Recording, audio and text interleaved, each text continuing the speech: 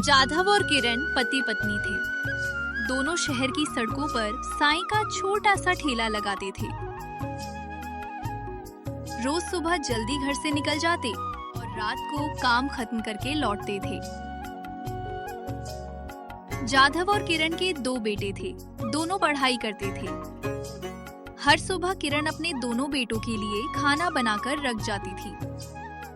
एक दिन एक आदमी जाधव की दुकान पर चाय पीकर बोला, जाधव, तुम्हारी चाय वाकई बहुत अच्छी है।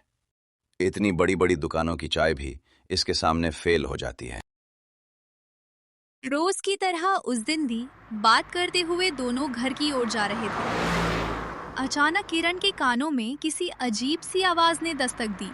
वो रुक गई। उसका दिल तेज धड़कने लगा, जैसे कुछ अनहोनी होने वाली हो। ओ जी, सुनते हो? तूफान आने वाला है। बच्चे भी घर पर अकेले हैं। किरण, घबराओ मत, हम बस थोड़ी ही दूर हैं, जल्दी पहुंच जाएंगे। इधर दोनों बेटे सहम कर एक दूसरे की ओर देखने लगे। एक ने कांपती आवाज में कहा, पता नहीं माँ और पिताजी कब आएंगे। भाई, मुझे बहुत डर लग रहा है। और किरण घर पहुंचे। पहुंचते ही जाधव ने दरवाजा खटखटाया। बेटा, हम आ गए हैं, जल्दी से दरवाजा खोलो। जाधव और किरण को देखते ही दोनों की आंखों में खुशी आ गई। छोटा बोला, माँ, हम दोनों बहुत डर गए थे। ऐसे ही दिन बीतते गए और जाधव व किरण की चाय काफी मशहूर हो गई। उनके पास ही गंगा नाम का एक और चाय की दुकान थी, लेकिन वहाँ ज्यादा बिक्री नहीं होती थी क्योंकि वह चाय में दूध कम डालता था। जाधव और किरण की सफलता देखकर गंगा को जलन होने लगी और उसने मन ही मन एक विचार बनाया। मैं इन लोगों को यहाँ से हटाकर ही रहूंगा। गंगा ने एक योजना बनाई।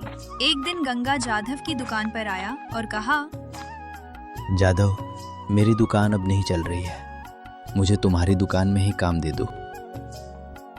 ठीक है गंगा, तुम कल से दुकान पर आ जाना, काम मिल जाएगा।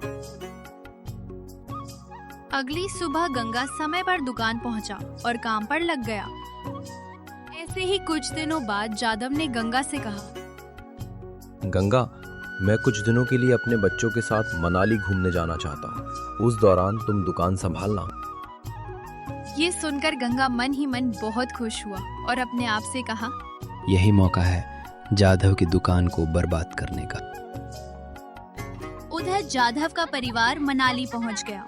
बर्फीली वादियों में खड़े होकर जाधव ने किरण से कहा, अब गंगा है ना, इसलिए हमें सबको घूमने का मौका मिल गया। गंगा दुकान चलाने लगा, लेकिन वो जानबूझकर चाय में दूध कम डालने लगा। दिन ब दिन गंगा ग्राहकों से झगड़ने लगा, ज्यादा पैसे वसूलने लगा और धीरे धीरे ग्राहक कम होने लगे। एक दिन एक ग्राहक ने गंगा से कहा, जाधव भाई ऐसे नहीं है, मैं 3 सालों से यहाँ चाय पी रहा हूँ। जाधव भाई ऐसा कैसे कर सकते हैं? तब गंगा बोला, तेरे जाधव भाई ने ही ज्यादा पैसे लेने को कहा है, ये मेरी दुकान थोड़ी ना है। 10 दिन घूमकर जब जाधव दुकान पर आया और वहाँ कोई ग्राहक नहीं दिखा, तो उसने गंगा से पूछा, गंगा, आज ग्राहक क्यों नहीं है? तब गंगा बोला, जाधव भाई, पता नहीं, आजकल ग्राहक दुकान पर आ ही नहीं रहे हैं। जब ग्राहक ही नहीं आ रहे हैं तो मैं भी काम छोड़ रहा हूँ। गंगा मन ही मन बहुत खुश हुआ और वहाँ से जाने लगा। शाम होते होते जाधव उदास मन से घर की ओर चल पड़ी।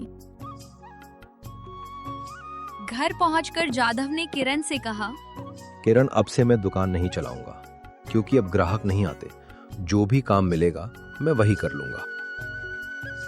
ऐसे ही जाधव ने सोचा कि वह रविवार को साप्ताहिक बाजार में फल बेचेगा और बाकी दिनों में गांव-गांव जाकर फल बेचेगा। ताजे फल ले लो, ताजे ताजे एकदम फ्रेश। ताजे फल ले लो, ताजे ताजे एकदम फ्रेश। जाधव भाई, रुकिए, आप यहाँ पर? क्या बताऊं भाई, चाय की दुकान तो चल नहीं रही थी, इसलिए अब फल बेच रहा हूँ। क्या करूं, घर चलाने का कोई और सहारा भी तो नहीं है।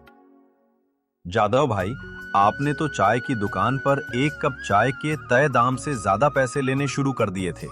इसी वजह से आपकी दुकान बंद हो गई। ये सुनते ही जाधव की आंखें हैरानी से खुली की खुली रह गईं। वो बोला, मैंने कभी किसी से ज्यादा पैसे नहीं लिए। इसका मतलब ये है कि मेरी गैर मौजूदगी में गंगा ने ज्यादा पैसे लिए होंगे और उसी कारण दुकान बंद हो गया। इसलिए भाई किसी पर ज्यादा भरोसा मत करना।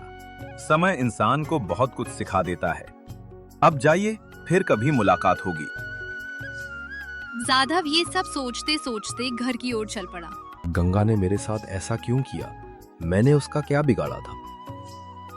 घर पहुंचकर जाधव ने गंगा द्वारा किए गए सारे कामों के बारे में सबको बताया। ये सब सुनकर किरण बोली, ऐसे गलत काम करके गंगा कभी आगे नहीं बढ़ पाएगी। भगवान सब देख रहे हैं और हर इंसान को अपने कर्मों का फल एक न एक दिन अवश्य भुगतना पड़ता है। समय यूं ही बीतता गया। जाधव ने अपनी गाड़ी बेचकर एक बड़ी फल की दुकान शुरू की, जिसमें उसे अच्छा मुनाफा होने लगा। मेहनत और ईमानदारी के कारण जाधव की दुकान का नाम दूर दूर तक फैल गया। वहीं दूसरी तरफ गलत तरीकों के कारण गंगा की चाय की दुकान पर अब कोई भी नहीं जाता था। कहानी की सीख ये है कि हमें किसी पर भी इतना ज्यादा विश्वास नहीं करना चाहिए।